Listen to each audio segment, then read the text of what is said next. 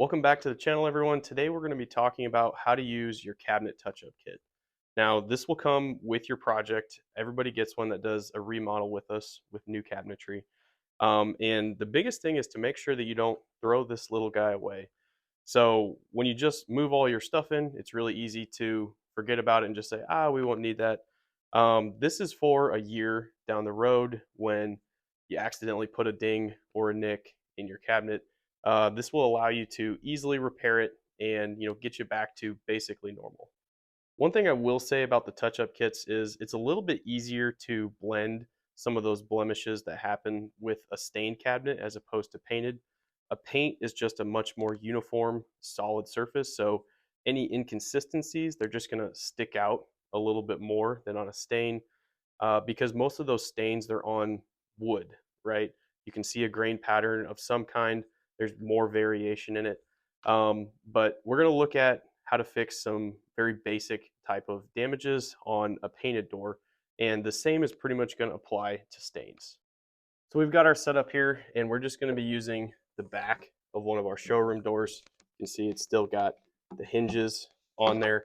But we're going to cover the three basic types of accidents that can happen to your finish. All right, so the first one is a scratch. Hopefully you guys can see that there. I just took my knife and ran it along that surface. The other type is going to be a ding. Now I'll probably go a little bit deeper than what's going to happen to you, but the process is going to be the same nonetheless.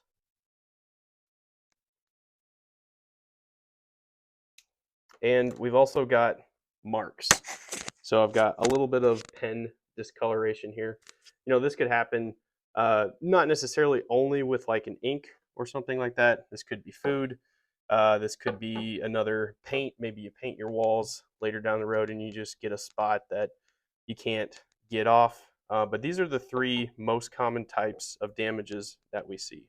So the first thing I want to cover is what's actually in your touch-up kit. And there's a few different things here.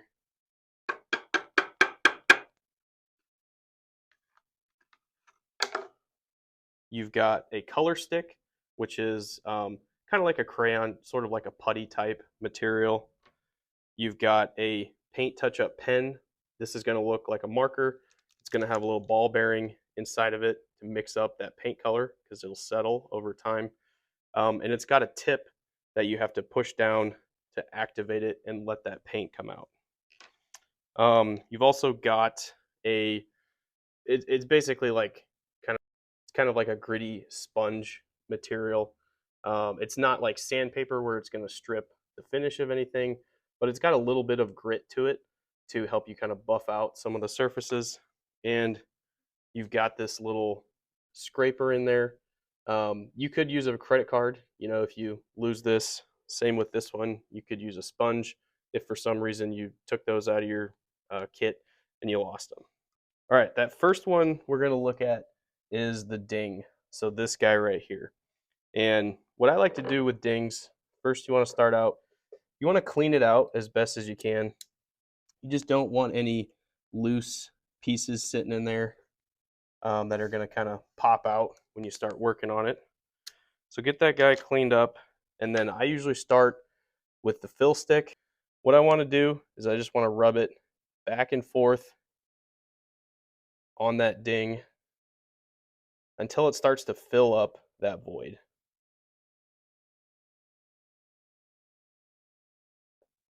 The goal here is just to really fill that gap that was caused by that ding and get it as flush as possible to the surface. After I get that gap basically filled, I'm going to take this scraper, or like I said, you could use a credit card, and just wipe off some of that excess. Okay, you'll get a little bit of excess in there. I try not to use the excess to like go back and fill that little divot in there because it might have, paint or like grease or oil or something on there from this being handled. So just leave it the way it is, or, toss this off to the side. Okay, so then I'm going to take my sponge here and just kind of wipe off some of that excess. There'll be a little bit of discoloration around where that pen filled it up. And then we're going to do it again, only this time much gentler. We're just going to try to gently fill in that little remaining void that's there. I don't want to push down too hard, because if you push down, it's just going to force more of this color stick in there, and it's going to cause that gap to get even bigger.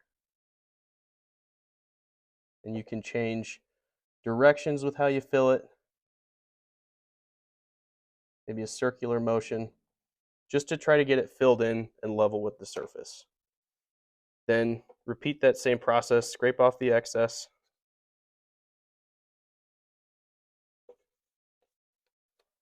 Okay, give it a good wipe down with this guy.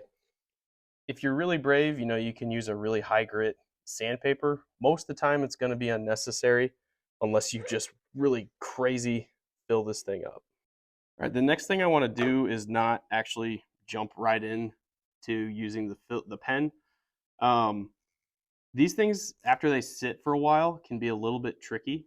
If you start to activate this guy, some of that paint will, like, you can sometimes like really spread out, come out fast. So just take a piece of scrap cardboard or whatever, just to keep it off your surfaces. Yeah, see that, how it came out super fast. That's why you want to do this on a separate surface as opposed to jumping straight to your cabinet. So since that came out super fast, I'm actually going to wipe off some of this excess, just because for this, we don't really want a whole lot of paint. You don't want a huge built up layer on there. The way to use this pen is just really small, thin layers. If you have to do a couple coats, that's totally fine. It could take a little bit, but it's going to be a much more blended finish than if you just try to put a whole bunch on there to cover it all in one shot. Okay, so I'm sure it's probably like hard to see the nick or the ding in there as it is, but I basically just want to very, very gently touch up that spot, spread that paint around, and then let that dry, right? Don't try to do too much with it. Now, if you have like a big puddle there, wipe it off and try it again. But just a really thin bead is all you need.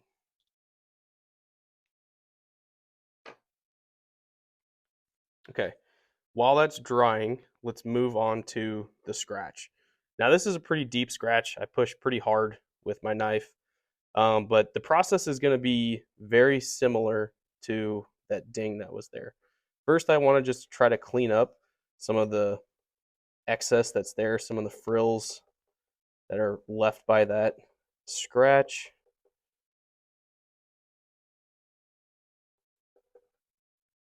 Run my finger over it, make sure I don't feel anything that's like protruding really high up there. You can use your fingernail to kind of get some of those goobers on there as well. And then with a scratch like this, I usually like to go perpendicular or at somewhat of an angle to filling it, because if I just go this way, I'm just going to be pushing um, that crayon in the same direction as the scratch, and it's not actually going to take a layer off of the crayon and fill the gap. So you want to go side to side on this.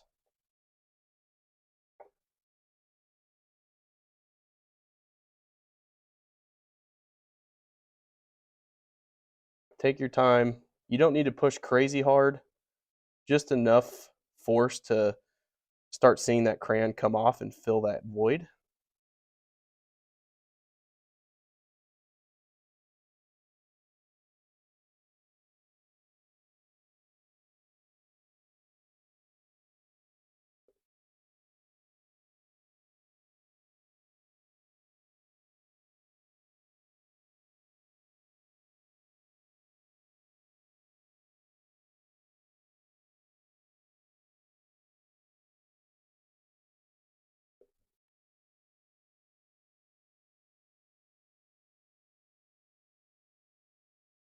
Okay, that's pretty good. Now let's go ahead and repeat the same process as we did with that deeper ding.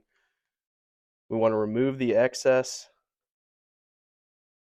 You can see we're getting quite a bit there.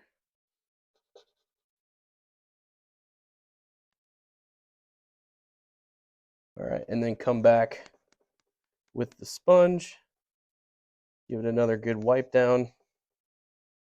And what's not easy to see in this video, but you'll see it if you ever have to use it, is the crayon has like a little bit of a different sheen to it than the paint does. So if you look at it at the right angle, it almost looks like there's like an oily sort of surface on there, which is what this sponge is really great at removing. Now you got to put a little elbow grease into this to get all that off, but you can remove it back down to the original paint.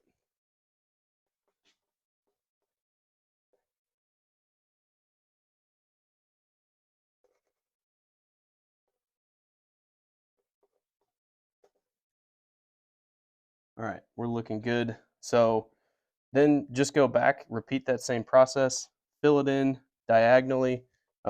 Sometimes going in a different direction than what you did the first time can help fill some of those voids that got missed. Okay, scrape it.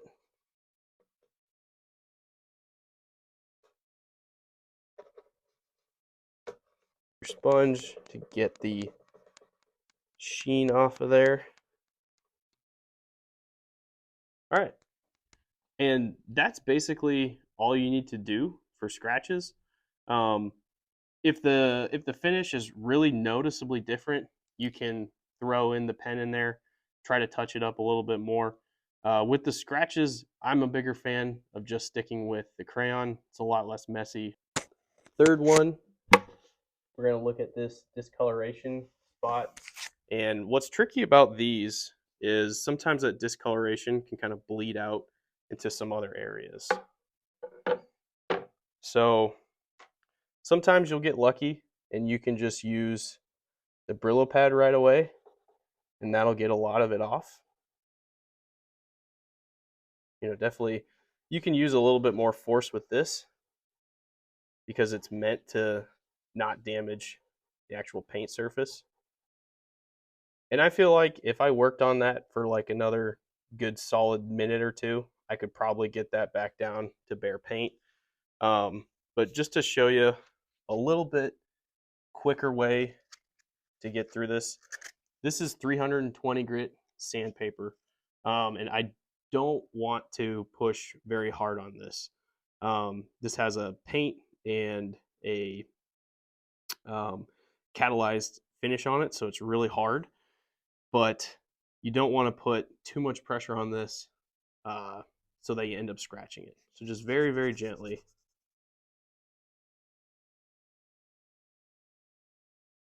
Try working that off.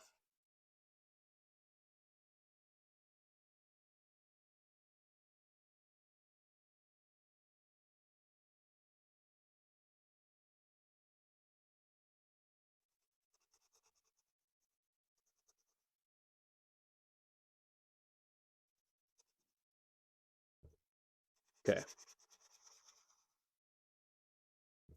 That actually looks really good. Pretty much that whole area is, you know, removed of that stain. Um, if you do notice a little bit of haze from, you know, that or from your sanding, just very, very lightly brush a little paint on there. Again, do not use an excessive amount. Just a very, very small thin coat will do.